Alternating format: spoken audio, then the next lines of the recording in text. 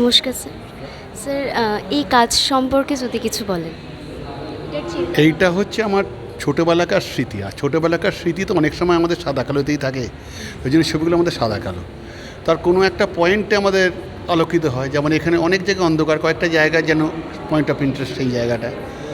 আর ছোটোবেলায় আমার একটু গঙ্গার ধারে আমি থাকতাম, আমি একটু নদীয়ার একটা গ্রামের মধ্যে থাকতাম, সেখানে গঙ্গাটা খুব প্রধান ছিল, সেখানে মাছিরা জাল ফেলতো, নদীতে যেত, তারপরে জেলে জাল ফেলতো, বউরা জল নিয়ে যেত।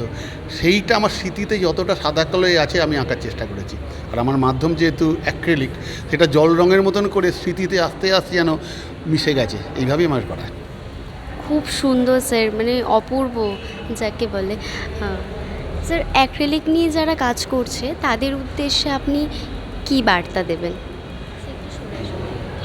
অ্যাক্রিলিকে যারা কাজ করছো তাদের প্রধান কাজ হবে রঙটাকে ব্লেন্ড করা। সুন্দরভাবে ব্লেন্ড না করলে অ্যাক্রিলিক কিন্তু ফুটে থাকবে।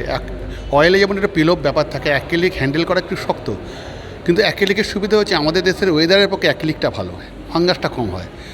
আমার বলবো যারা অ্যাক্রিলিকে কাজ করতো তারা অ্যাক্রিলিক মিডিয়াম সম্বন্ধে জানো, সেটাকে সঠিকভাবে প্রয়োগ করো। এটা ঠিক অয়েলের মতন নয়, এটা জল রঙের ব্যবহার, কিন্তু রঙটার মধ্যে একটা অন্য মাদকতা রাখতে হবে।